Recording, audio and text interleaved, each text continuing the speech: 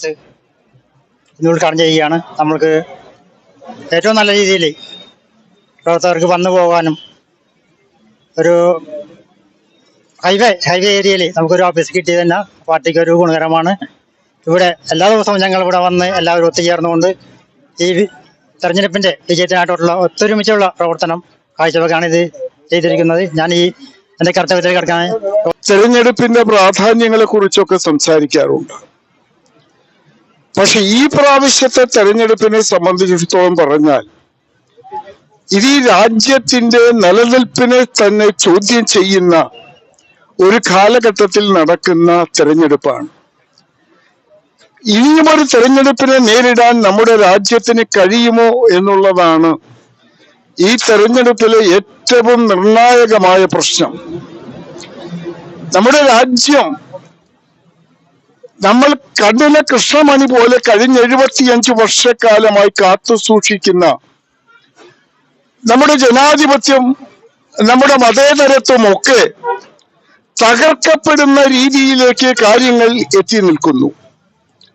ഈ തെരഞ്ഞെടുപ്പ് ആരംഭഘട്ടങ്ങളിലെ കുറിച്ചൊക്കെ നിങ്ങൾക്കറിയാം. നമ്മുടെ പ്രധാനമന്ത്രി 2-3 വട്ടം കേരളത്തിൽ വന്നു. കല്യാണത്തിന് വന്നു, കല്യാണം കഴിഞ്ഞപ്പോൾ നടക്കുന്ന ഘോഷയാത്രയ്ക്ക് വന്നു. അങ്ങനെ ഒരുപാട് പരിപാടികൾക്കായിട്ട് ഒരു 2-3 വട്ടം കേരളത്തിൽ വന്നു.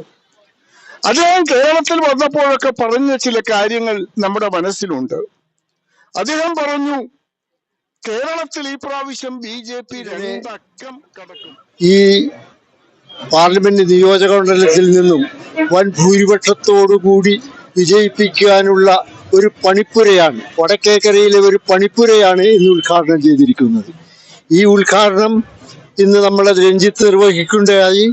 എന്നാൽ ഇതിന്റെ പണിപ്പുര ഇവിടെ കൊണ്ട് ഇന്നത്തെ കൊണ്ട് മാത്രം അവസാനിക്കുന്നതല്ല. നമ്മൾ 2 ആഴ്ചക്കാലം വിശ്രമമില്ലാതെ UDFന്റെ നേതാക്കന്മാരും കോൺഗ്രസിന്റെ പ്രവർത്തകന്മാരും പ്രവർത്തിച്ച് അദ്ദേഹത്തെ രഞ്ജിത്ത് പറഞ്ഞതുപോലെ 1,65,000 വോട്ടിന് ഭൂരിപക്ഷമുണ്ടെങ്കിൽ അത് 2 ലക്ഷത്തിൽ മുകളിലാക്കി വരുത്താനുള്ള എല്ലാ പ്രവർത്തനങ്ങളും എല്ലാവരുടെയും ഭാഗത്തു നിന്നും ഉണ്ടാകണമെന്ന് മാത്രം പറഞ്ഞുകൊണ്ട് എന്റെ വാക്കുകൾ നിർത്തുന്നു.